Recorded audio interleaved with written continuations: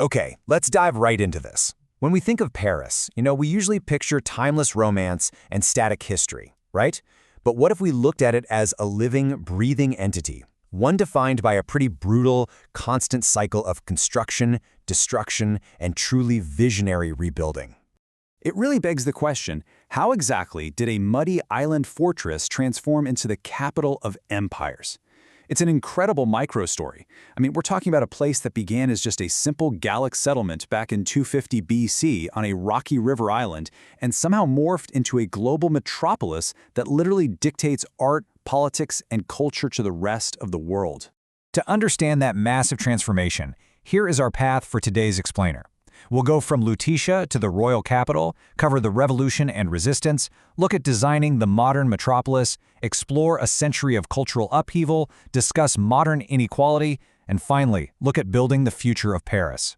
Basically, we're going from Roman ruins all the way to the smart city Olympic infrastructure of 2024. Okay, Section 1. From Lutetia to royal capital. I am genuinely so excited to uncover the ancient geographic foundations of this city. And this brilliantly illustrates the fundamental geographic and cultural divide that still completely defines Paris today. The river Seine cuts the city right down the middle. On the right bank, or Rive Droite, you have the formal, serious wealth. We're talking those wide boulevards housing Chanel and Dior. But cross the river to the left bank, the Rive Gauche, and the vibe flips entirely. It's laid back, bohemian, packed with university students, cafes, and people sporting polo t-shirts rather than tailored suits. This dual nature is absolutely baked right into the city's DNA.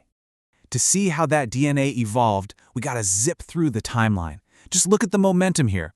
400,000 years ago, we see the very first prehistoric traces in the Seine basin.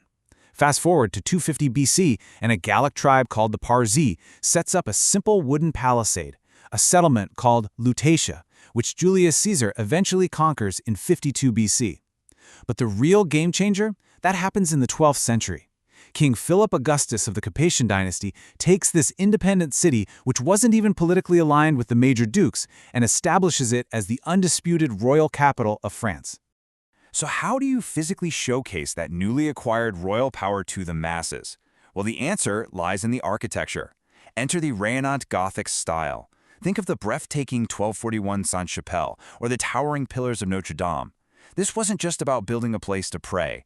This delicate multiplicity of shapes and those massive rose windows physically manifested the absolute spiritual and cultural authority of the Capetian monarchy in pure stone and glass. But, as history shows us, absolute power inevitably breeds absolute resistance. Which brings us to Section 2, Revolution, Terror, and Resistance. We are entering a period of incredibly bloody rupture here. By the late 18th century, public fear and economic despair were boiling over, mostly because the extravagant Louis XIV style of absolute monarchy had totally alienated the people. The rapid escalation is just staggering. On July 13, 1789, Parisians quite literally cut the city's defensive chain to the Seine and seized cannons. The very next day, the mob storms the Bastille fortress, dismantling a towering symbol of arbitrary royal cruelty. Within a few short years, this grassroots panic escalated into institutionalized radicalism, with the Revolutionary Tribunal established in April 1793 to systematically deal with political enemies. So the crucial point is this stark reality. An estimated 32,000 prisoners vanished into obscurity during the Reign of Terror. The guillotine essentially became the grim engine of the city. From that moment forward, Paris was no longer just a royal seat. It forever became the undisputed volatile epicenter of French revolutionary action and mob politics. Moving on to Section 3, Designing the Modern Metropolis. Decades of that political instability left the city functionally broken, forcing its most drastic physical reinvention yet. By 1850, Paris was buckling under the weight of 1.8 million inhabitants. And get this, they were crammed into a medieval maze of just 4,852 hectares. The demographic pressure was just immense, and the infrastructure was failing. Let's move to and see how this builds into the city we know today. Baron Haussmann and Napoleon III looked at this medieval maze, crumbling buildings, dirty, dangerous alleys where barely 18% of the streets were wider than 10 meters, and they quite literally bulldozed it. In its place came the Haussmann renovation. They blasted wide boulevards through old neighborhoods, built uniform neoclassical buildings, and added efficient train infrastructure. It was brilliant, really. It accommodated the booming population, but it also physically controlled volatile social fabrics because those wide-open spaces were much harder for rioters to barricade. But hey, this relentless drive for modernism wasn't always a crowd pleaser. Take a look at these quotes. When the Eiffel Tower was unveiled for the 1889 International Exhibition, the Parisian literary and artistic elite absolutely despised it. They called it an exceedingly absurd tower and a grotesque skeleton. No way, right? It's pretty funny in hindsight considering it's now the beloved symbol of the city, but it perfectly captures that constant friction between Paris's historical romanticism and its bold technological ambition. Next up, Section 4, a century of cultural upheaval.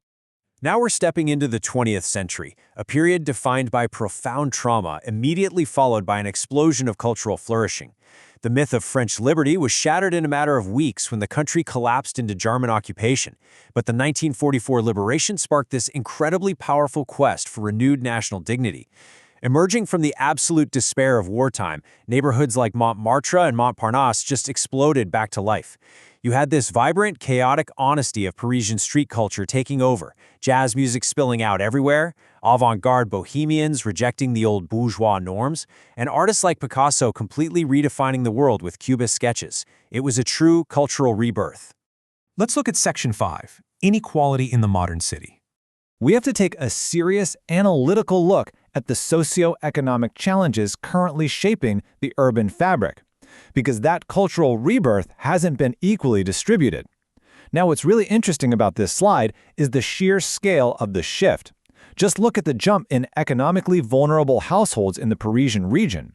We go from 230,000 in 1990 to an astonishing 530,000 by 2020. Amidst all the global wealth, there's a very real growing urban crisis right beneath the surface. And here's why it matters. The relentless spread of urbanization has effectively created two heavily stratified, almost separate cities. On one hand, you have La Défense, right? The most dynamic business district, generating immense wealth, dominated by the largest skyscrapers. But just outside that bubble, gentrification is pushing the poorest residents into expanding suburbs and multi-story housing estates. It's leading to growing isolation, disenfranchisement, and daily discrimination. It's a stark geographic divide that the city is desperately trying to reconcile.